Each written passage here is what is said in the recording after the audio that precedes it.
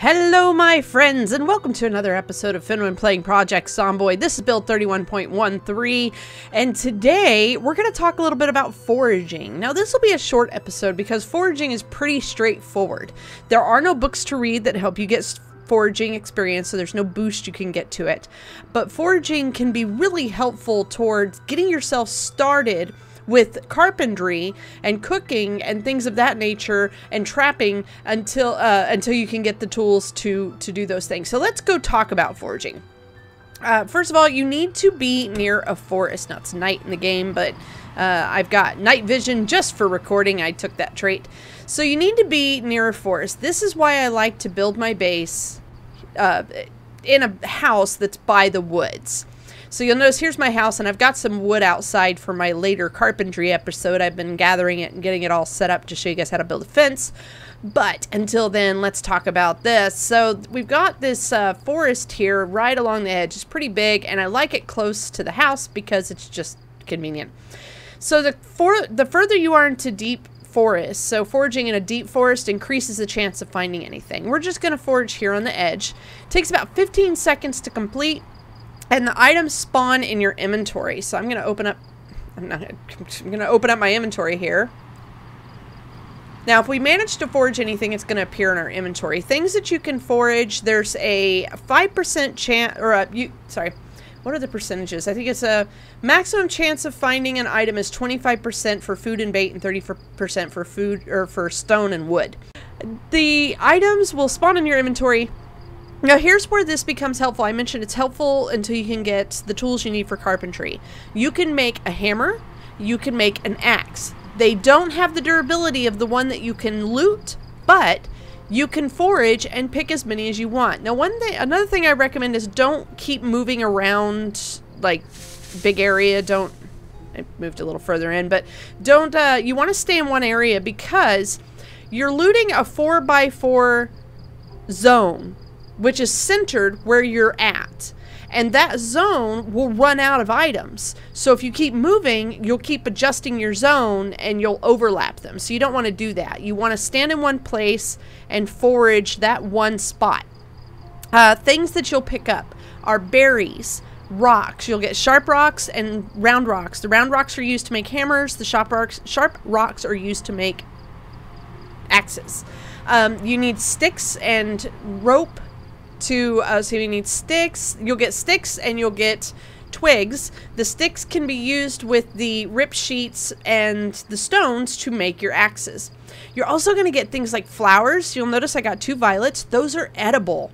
They reduce your hunger by -1, so it's not a huge thing, but it's something. And then also you're going to get berries. Number 1 rule, if it's white, don't eat it. If it's a red berry, you can eat it. If it's a white berry, it's poisonous. If it's a white flower, it's poisonous. Don't eat it. It will kill you. So avoid those. Let's see, what else will you get? You'll get materials for bait, worms and things like that. I think you can get. I'm not sure how the bait works. I'm going to go over that more in a later episode when I get into trapping. I haven't really messed with trapping myself, and I want to make sure I understand it before I tell you guys about it.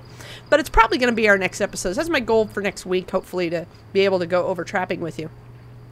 So let's see here. Chances to find an item depends upon your skill and nature abundance setting in the sandbox mode. So in sandbox, you can actually set that higher. During March and April, chances of finding food are reduced, and during November to February, only non-edible items are found, so keep that in mind. And apparently, foraging is exhausting work. Look, I just slept and I'm already drowsy. Look at that. Why? I don't know. I'm going to eat this, the violets here, because they're edible. So it's a good source of food to get you started, especially when the electricity goes out if you don't have a farm going yet. And hey, notice there I got some twigs. So it is a source of food. It is a source of materials. The axes do not last long. I'm going to head back and sleep real quick, and then we'll talk a little more about it. But actually, I can just tell you more about it. The axes do not last long. It takes like 2 axes to chop down a tree, or or an axe will take down 1 tree or something like that, or 2 trees. It really does not last long. And oh, I turned off the light when I meant to shut the door. And also you can cut down doors. So if you need planks and you don't have a saw, go out to the forest, forage for some sharp sticks, sharp stones, some sticks, and some regular stones. Make yourself some axes and some hammers, and just spend a few days just out there foraging, because you're going to get food. That food, those flowers and berries, they can go in the fridge. Oh no, we've lost electricity. It's official. It has started. Day 2, or my electricity has been cut off. So all future episodes here will be done without electricity. Oh boy, that means I need to eat this food in the fridge quick. Let's see, these strawberries, I'm gonna eat. Well, increases boredom, but oh well, we're gonna eat it. So yeah, I need to start eating that food. We have lost electricity. Now I know generators are going to be coming in the next expansion, or the next version, and I'm excited for that. So let's talk about, let's see, items. So yeah, you want to go get some axes and stones and things like that, and go down, cut down some doors in the buildings nearby, and you can use those to get planks, and then you can also cut down trees to get logs to make a fence. Let's see, what else is helpful to you guys? Let's see, there's berries, there's chipstones, that's what it is, chipstones for making the axes. There's berries, there's chipstones, there's regular stones, which are used to make hammers. There's tree branches and twigs. Violets as well, those all don't require a foraging level. Now, once you hit forage level 2, you'll get purple and red berries. These have, you get more of them, and I don't know if they do anything for you. I know that the white ones are poisonous. You get blackberries and blueberries as well.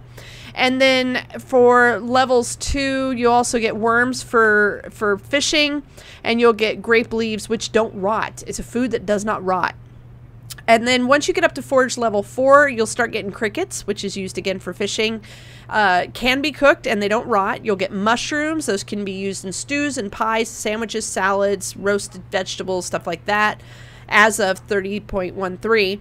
And then you'll start getting rose hips as well, which is another food that doesn't rot. And as your foraging level goes up, you'll get more things. You'll get cockroaches and grasshoppers. You'll get logs. So foraging level 6, you'll actually get logs. You won't even need to have to cut anything down.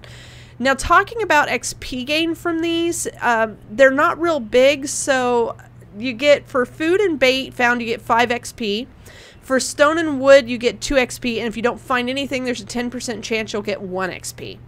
So that's the basics of it. When you get in here and you start foraging, once you stop finding anything, it's time to move on. That's that 40 by 40 centered around the player radius. You need to just move to another area. Just move down the row, basically.